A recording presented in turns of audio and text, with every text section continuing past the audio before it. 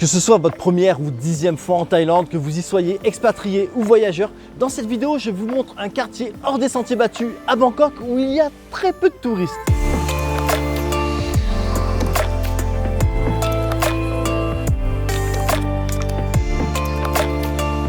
Salut les amis, c'est Monsieur Pust et dans cette vidéo, je vous amène dans l'ouest de Bangkok, dans un quartier peu connu des touristes qui s'appelle Ta Linh Chan.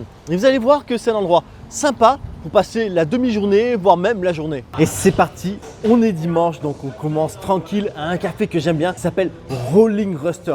Alors ici, je trouve l'endroit maxi stylé. Quand vous entrez, vous avez cette grande pièce avec le bar au milieu. Vous avez 3 planètes Terre suspendues. Et oui, hein, au cas où vous n'êtes pas au courant, il y a maintenant 3 planètes Terre dans le système solaire. Enfin bon, ici, l'endroit est super sympa. Vous pouvez vous installer soit au rez-de-chaussée. Il y a pas mal de tables avec des petits canapés et tout ça. Sinon, vous pouvez monter à l'étage. Il y a aussi pas mal d'endroits où vous installer. Et s'il ne fait pas trop chaud, vous pouvez aussi vous installer dehors. Alors aujourd'hui, moi, je me suis pris un café un peu particulier. Donc, il appelle le Rosnium. En fait, c'est du café avec dessous du thé de roselle. Alors la roselle, c'est un type d'hibiscus. Ça coûte 180 bahts le verre. Je vous mets la conversion en euros juste ci-dessous. Alors, je vais être honnête avec vous. Et quand je viens ici, d'habitude, je prends toujours soit un classique café au noir ou café au lait. Là, ça vient de sortir. J'ai goûté avant, pour pas vous dire ouais, je vais leur montrer un truc et en fait, c'est dégueulasse. Donc du coup, j'ai goûté avant. Donc en fait, il faut mélanger parce que au début, ce que j'ai fait, c'est que j'ai bu comme ça. Il n'y avait que le café au-dessus. Donc après, j'ai mélangé pour avoir le thé de roselle qui est mélangé avec le café. Franchement, le mariage du café avec le thé de roselle, mais c'est super bon. Ce thé de roselle, c'est franchement un thé particulier et quand même assez sucré aussi. Et avec le café, l'amertume du café, mais ça se marie trop bien. Ça y est, j'ai le café dans les veines et on va pouvoir commencer les visites. Mais avant ça, je fais une petite aparté pour vous dire que quand on voyage, on se demande toujours quelle carte SIM choisir pour avoir Internet facilement. Personnellement, pour moi, la solution la plus simple, c'est la eSIM Holafly. Holafly vous permet d'avoir Internet dans plus de 200 destinations avec en Thaïlande des données en illimité sans frais cachés. Pas besoin de compter vos gigas ou de stresser pour accéder par exemple à Google Maps ou WhatsApp pendant la journée. Le plus pratique, c'est qu'en arrivant à l'aéroport, vous avez Internet immédiatement avant même de passer l'immigration. Puis pour l'installation, c'est très simple. Vous allez sur holafly.com ou sur l'application, vous choisissez votre destination et la durée du voyage, puis vous recevez un code QR par email à scanner. Une fois sur place, vous activez les données d'itinérance et vous avez Internet. De plus, chaque eSIM Holafly inclut l'option Always On qui vous offre 1 giga de données de sauvegarde par mois dans plus de 70 destinations dès son installation et même après l'expiration de votre forfait. Idéal en cas d'imprévu ou de changement de programme et idéal pour prévenir votre famille que vous êtes bien arrivé. Et pour les longs voyages et l'expatriation, il existe aussi Holafly Plan, un forfait illimité disponible dans plus de 160 destinations. Si ça vous intéresse, je vous mets un lien en description et avec le code MONSIEURPUST5, vous avez 5% de réduction ainsi que 10% sur les forfaits pendant les 12 premiers mois. Ceci dit, je vais maintenant vous faire découvrir le temple Wat Tepol. Un lieu vraiment de toute beauté où il y a 0 touriste. Je suis le seul, il n'y a que moi. Il n'y a que moi comme étranger, je suis littéralement seul. En plus là, malgré que ce soit dimanche, il n'y a pas beaucoup de monde. C'est calme, c'est beau. Mais comme tous les temples, il y a un truc d'insolite. Ici, vous allez voir, à l'entrée, vous avez une fresque, genre un street art. Et c'est des moines. C'est des moines. Donc vous avez toutes les moines comme ça peints en mode street art, mais peints sur le mur. Je trouve ça mais trop original, il y a qu'ici que j'ai vu ça. Et en plus de ça, d'un coup, on ne sait pas pourquoi, le street art continue, mais avec Iron Man, Spider-Man, des personnages comme ça. Mais je me dis, non mais franchement, il n'y a qu'en Thaïlande qu'on peut voir ça. Ils me font délirer. Mais voilà. Ceci dit, le temple vaut vraiment le détour. C'est magnifique, c'est calme, ça respire la sérénité, la spiritualité, avec les petites clochettes comme ça. Là, j'entends les petites clochettes. En plus, aujourd'hui, il fait super beau. Enfin, ça commence pas à se couvrir, mais quand je suis arrivé, il faisait vraiment beau. C'est agréable. Alors là, vous venez en semaine, je crois qu'il n'y a pratiquement personne, quoi. Je vais être honnête avec vous, j'ai commencé la journée un peu tard, donc je me suis pris mon petit café, j'ai un peu traîné au temple parce que je le trouve vraiment sympa. Et maintenant, donc direction le restaurant où on va déjeuner. Il est littéralement à 300 mètres du temple. Donc en même pas 5 minutes, vous y êtes. Et donc là, je marche tranquille le long du canal. Vous voyez, je suis le long du canal, sur un tout petit chemin, entouré de verdure, mais encore une fois, il n'y a personne, quoi. Il n'y a personne, je marche tranquille. Je suis vraiment déconnecté de la ville, là, vous voyez. Non, c'est super sympa. Et puis on va manger dans un petit resto aussi qui est super sympa. Là, ça y est, j'approche du restaurant. Je suis genre à 50 mètres. Et il commence à y avoir des habitations. Et donc c'est sympa de voir un peu les gens, comment ils vivent au bord du canal, quoi.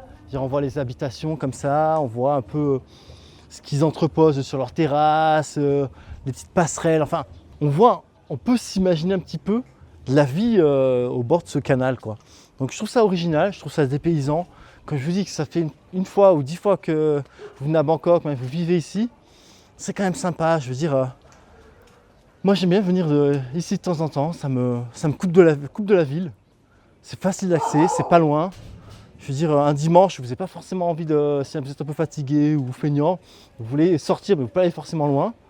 Je veux dire, voilà, en 45 minutes, vous êtes à un endroit qui vous dépayse vraiment. Et qui vous dépayse, regardez, ça y est, là j'arrive au resto. Voilà, là j'arrive au resto. Donc petit resto au bord du canal. Vous voyez, une petite terrasse comme ça. Et on mange là. C'est vraiment sympa. Alors ici, je vous le dis, c'est un resto thaï. Thaï. Il n'y a rien d'autre à part des spécialités thaïlandaises. Et le menu en lui-même est aussi tout en thaïlandais. C'est pas écrit en anglais. Donc franchement, mon conseil, c'est utiliser Google Translate avec le mode caméra. Comme ça vous traduit et vous pouvez commander. Moi, sur la vidéo, vous avez vu, je l'ai fait en anglais, mais vous pouvez mettre français sur Google Translate. Enfin bon, moi, je me suis pris là une petite salade de papaye à la thaïlandaise. Je demandais pas épicé. Parce que si je dis épicer un peu, ça va être un peu pour eux, pas pour moi. C'est-à-dire qu'en fait, je vais quand même finir en feu. J'ai pris aussi du porc grillé avec du riz. Donc on va commencer déjà par la salade de papaye non épicée. C'était un crime en Thaïlande de la manger non épicée, mais bon. Non. C'est un peu épicé, je vous jure. J'ai dit pas épicé, c'est un peu épicé. Mais en fait, ça me va. Parce qu'en fait, c'est le un peu épicé que je cherche. Mais que j'arrive pas à avoir quand je dis un peu épicé. Parce qu'il faut être pour eux un peu épicé, comme j'ai dit, ça fait beaucoup. Et là, franchement, super croquante la papaye et tout. Non, c'est très bonne. Hein. Comme je vous ai dit, j'ai aussi pris du porc. Donc je peux te tremper dans la petite sauce piquante. En vrai, ça passe trop bien. Avec un peu de riz. Avec un peu de riz.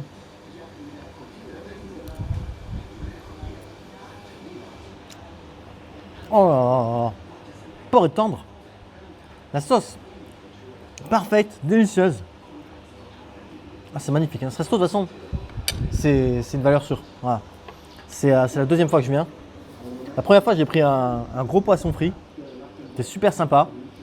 Là, je me suis pris le truc de porc et comment ça s'appelle, la salade de papaye.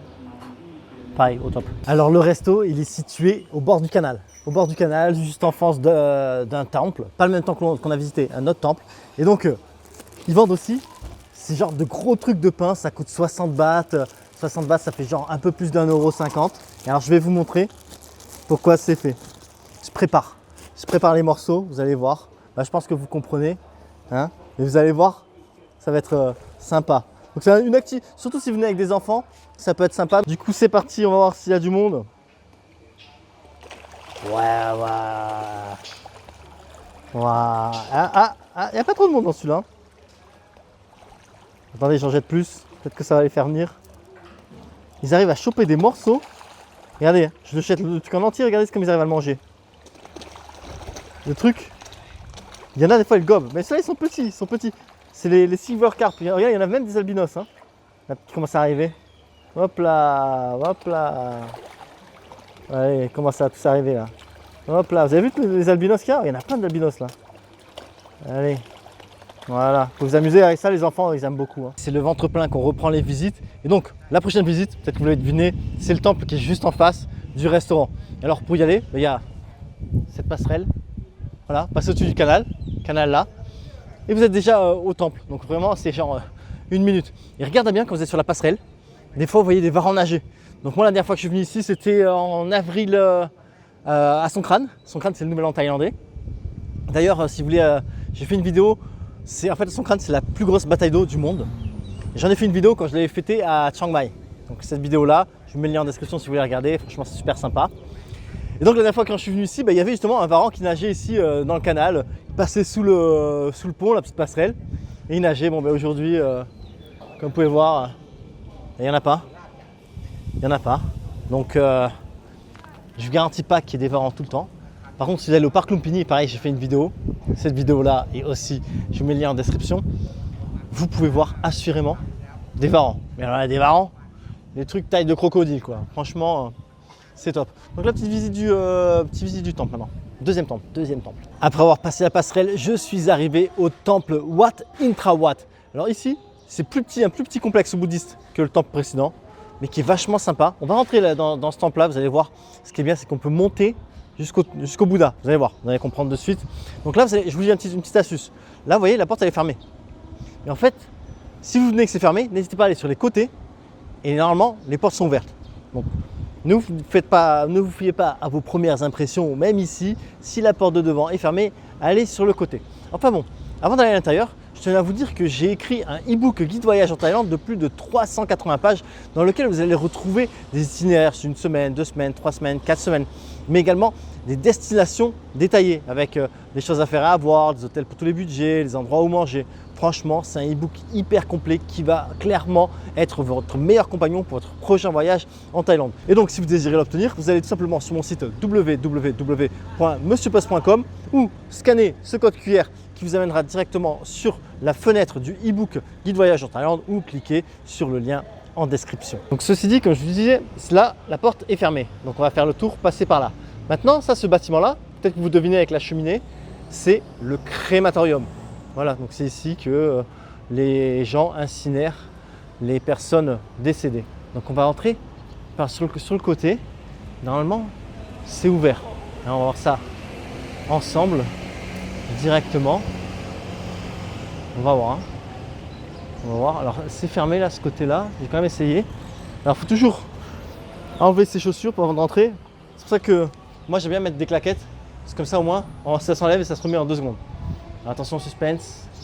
Je pense que c'est fermé. Non, quand même pas. Ça doit être fermé. Attendez, on va voir. Oh, le conseil en bois d'arbre que je viens de vous donner. Non mais en fait la dernière fois c'était comme ça. C'était fermé devant. Et sur les côtés on pouvait entrer, c'était ouvert. Et la toute première fois que je suis venu ici, c'était carrément ouvert devant. Bon ben c'est pas grave. Donc j'ai envie de vous dire, il faudra venir ici pour le voir par vous-même. Regardez là, la petite stupa là, regardez. C'est joli hein. Non, franchement, le temple, comme je vous dis, est beaucoup plus petit.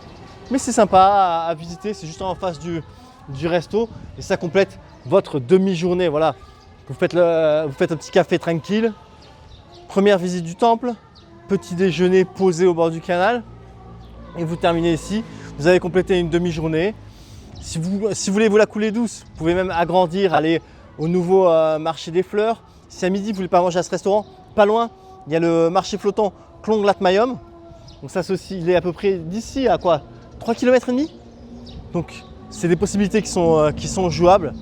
Ceci dit, c'est maintenant la fin de cette vidéo, mais les aventures en Thaïlande continuent, les aventures en Asie de manière générale continuent aussi. Donc si vous désirez ne rien manquer, n'hésitez pas à vous abonner et je vous dis donc à la prochaine sur ma chaîne La Bisette. Mouah. Attendez, regardez. C'est ouvert et on peut rentrer. Alors je ne veux pas monter en haut, mais en fait comme vous voyez, vous avez des marches. Vous avez des marches sur le côté et vous pouvez monter, déposer une offrande au Bouddha, c'est-à-dire déposer une petite feuille d'or, comme je vous ai déjà expliqué dans plusieurs de mes vidéos, directement, donc en montant sur les marches et aller déposer votre offrande au Bouddha. Voilà, on y sera quand même arrivé à rentrer à l'intérieur.